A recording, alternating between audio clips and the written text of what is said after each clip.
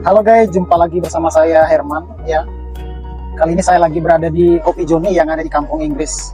Oke, seperti yang sudah saya janjikan dengan teman-teman ya, saya akan menceritakan pengalaman saya selama saya berada di kampung Inggris kurang lebih 2 bulan ini. Oke, jadi untuk awal-awal saya datang ke kampung Inggris, saya belum sama sekali ya, dari nol, bukan basic ya, sama sekali nggak ngerti tentang bahasa Inggris, sama sekali ya. Memang dulu waktu masih sekolah itu kita pelajar, tapi nggak masuk sama sekali, tahu sendiri ya, karena pelajaran bahasa Inggris ini kurang lebih seperti pelajaran matematika, jadi kurang disukai. Akan tetapi karena ini punya tujuan atau goal besar, saya berencana untuk work and holiday visa, jadi terpaksa saya harus bisa berbahasa Inggris. Jadi ketika awal-awal saya pertama datang ke Pare ya, saya kagum ya dengan orang-orang yang masih kecil-kecil udah lancar bahasa Inggrisnya ya. Nah, dari berbagai macam daerah. Nah, terutama di sini yang paling banyak yang saya lihat dari Pulau Sumatera, dari Sulawesi itu yang paling dominan untuk dari luar daerah ya, yang datang ke Pare. Nah, kalau untuk dari Pulau Jawanya sendiri kebanyakan saya lihat dari sekitar Jaksel, Jawa Barat, Bandung itu cukup banyak yang datang ke Pare untuk belajar bahasa Inggris.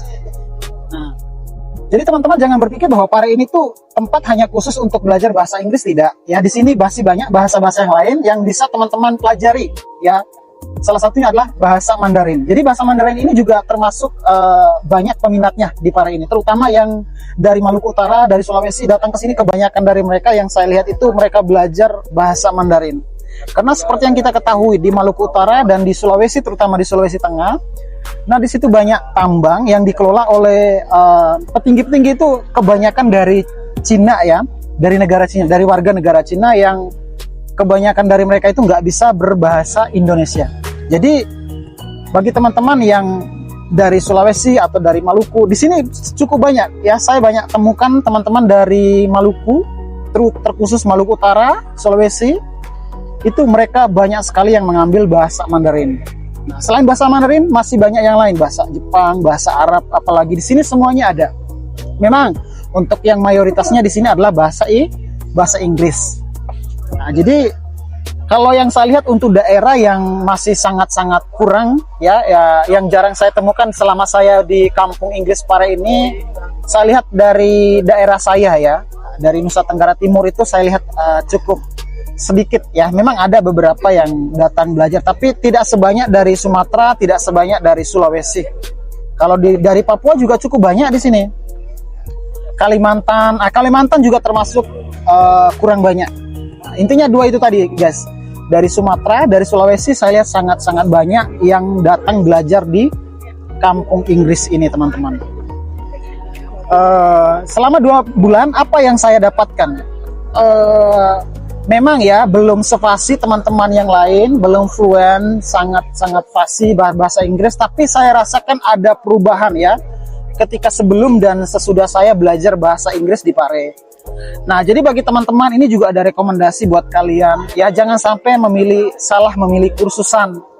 Jadi nggak harus kalian stay di satu tempat, tidak ya. Misalnya teman-teman merasa kurang cocok dengan lembaga A, nah teman-teman boleh kok untuk bulan berikutnya atau pekan berikutnya teman-teman bisa memilih belajar di lembaga lain. Siapa tahu cocok, karena sebenarnya ini bukan masalah lembaga itu berkompeten atau tidak, tapi kadang chemistry ya, chemistry itu tuh memang cocok-cocokan. Jadi kita dengan tutor biar kita bisa lebih cepat nangkap, lebih cepat paham, memang cocok-cocokan. Jadi nggak semua memang kita itu nangkap dengan yang diajarkan oleh tutor-tutor.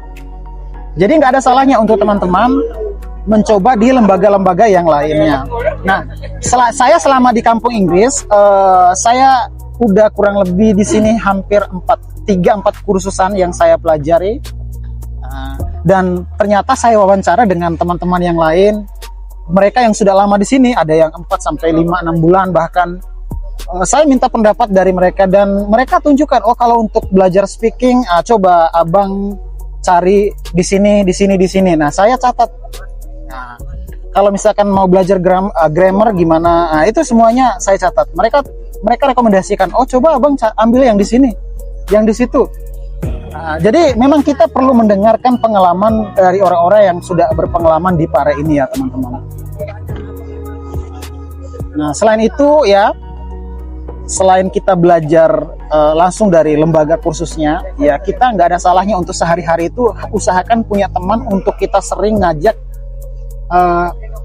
bercakap-cakap setiap hari, English conversation. Jadi entah kamu dengan orang asing atau dengan teman kamu, intinya dibiasakan untuk kamu berbicara bahasa Inggris. Makanya bagi mereka yang tinggal di camp, apalagi di campnya itu diwajibkan untuk berbahasa Inggris, itu saya lihat sangat cepat teman-teman ya, bahkan 2 minggu 1 bulan itu saya lihat cukup ya, memang belum sefasi-fasi banget, tapi kita tuh melihat ada perubahannya ya teman.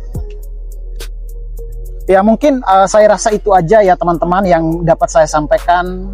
Jadi kalau ada teman-teman yang mau bertanya seputar kampung Inggris, teman-teman boleh kok untuk tinggalkan komentar di sini. Oke guys, saya Herman, sampai jumpa.